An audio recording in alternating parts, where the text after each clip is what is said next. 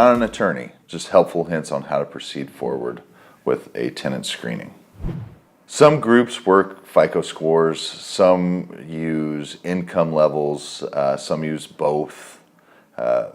What I would recommend for setting up tenant screening is to set a minimum FICO score, say 550 or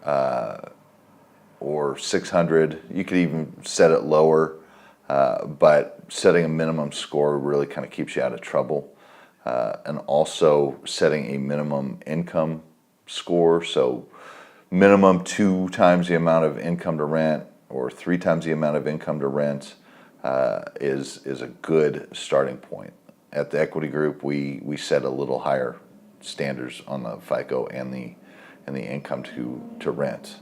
But those are the 2 basic ways to determine whether or not somebody's a qualified candidate to rent your home.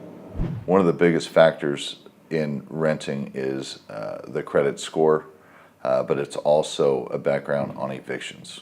For us, an eviction on your record is a non-starter. We will never rent to somebody with an eviction. Even if you've got a great story, you've got backup information, if you've been evicted from a place, we just won't rent. We won't rent to them. It's just a non-starter for us.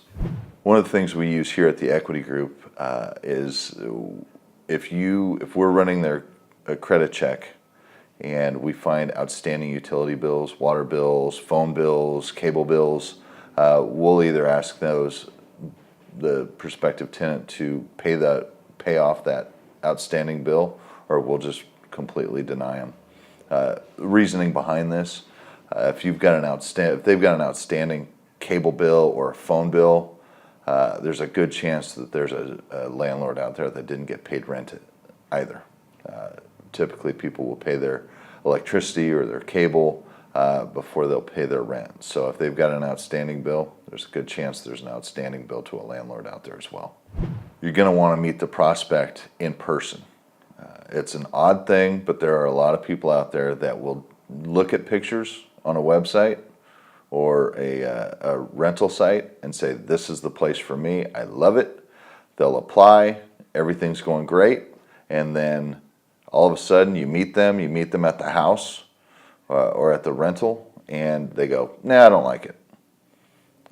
And you've just wasted a whole bunch of time.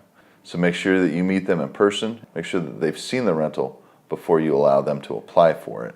It'll save you and them a lot of time.